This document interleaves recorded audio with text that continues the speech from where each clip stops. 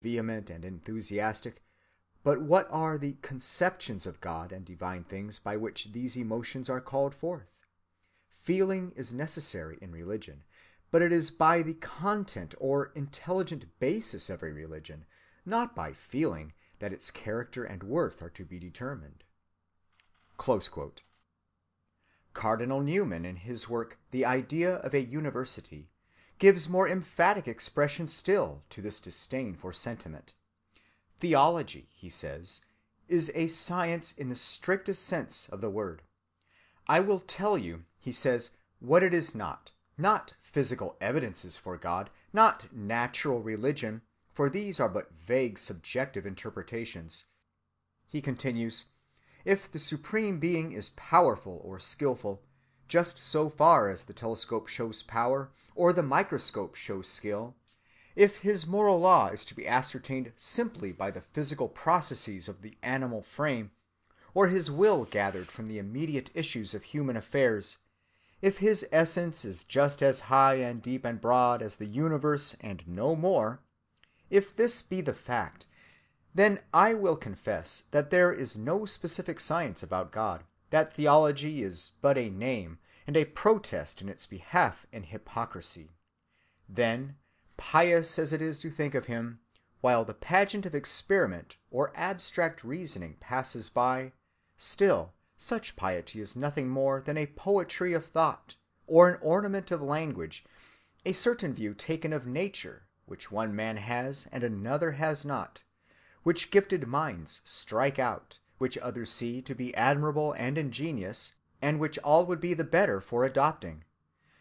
But it is the theology of nature, just as we talk of the philosophy or the romance of history, or the poetry of childhood, or the picturesque or the sentimental or the humorous, or any other abstract quality which the genius or the caprice of the individual, or the fashion of the day, or the consent of the world, recognizes in any set of objects which are subjected to its contemplation.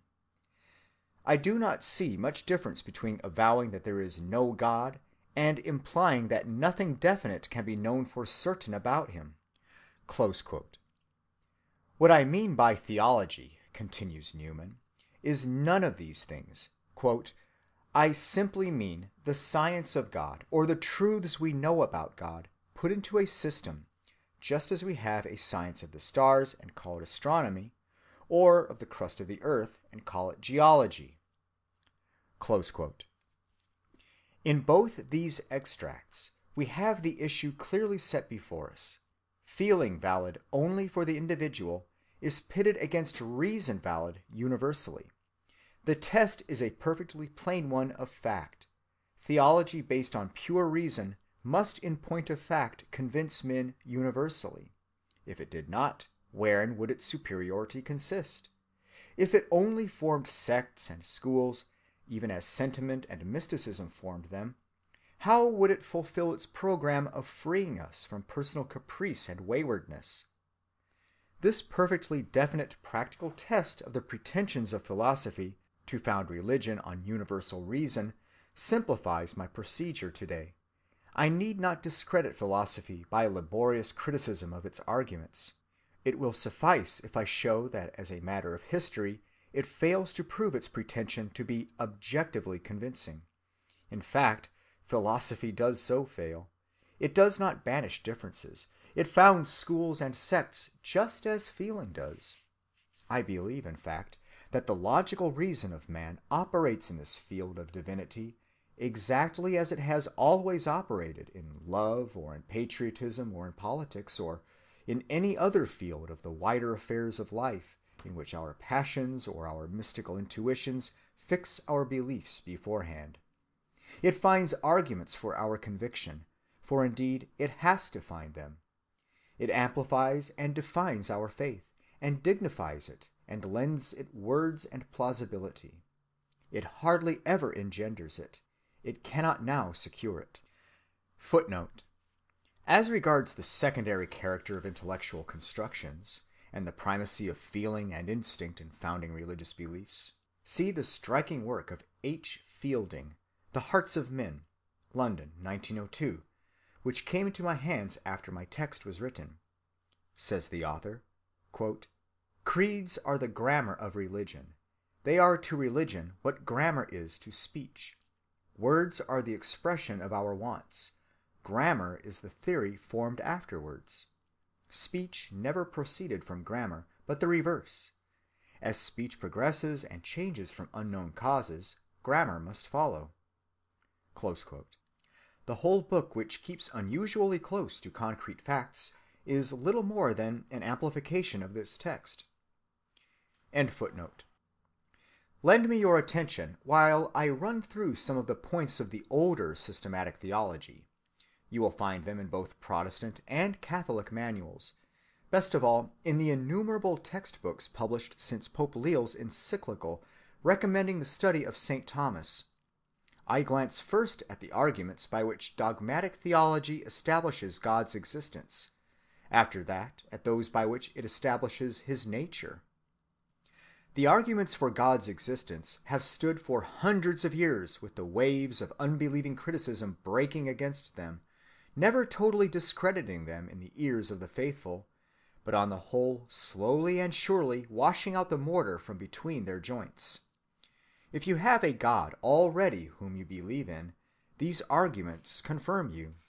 If you are atheistic, they fail to set you right. The proofs are various. The cosmological one, so-called, reasons from the contingents of the world to a first cause, which must contain whatever perfections the world itself contains. The argument from design reasons from the fact that nature's laws are mathematical and her parts benevolently adapted to each other, that this cause is both intellectual and benevolent. The moral argument is that the moral law presupposes a lawgiver. The argument ex consensu gentium is that the belief in God is so widespread as to be grounded in the rational nature of man, and should therefore carry authority with it. As I just said, I will not discuss these arguments technically. The bare fact that all idealists since Kant have felt entitled either to scout or to neglect them shows that they are not solid enough to serve as religion's all-sufficient foundation.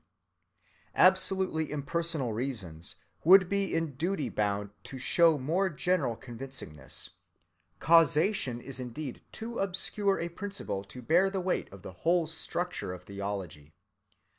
As for the argument from design, see how Darwinian ideas have revolutionized it. Conceived as we now conceive them, as so many fortunate escapes from almost limitless processes of destruction, the benevolent adaptations which we find in nature suggest a deity very different from the one who figured in the earlier versions of the argument. Footnote. It must not be forgotten that any form of disorder in the world might, by the design argument, suggest a God for just that kind of disorder. The truth is that any state of things whatever that can be named is logically susceptible of teleological interpretation.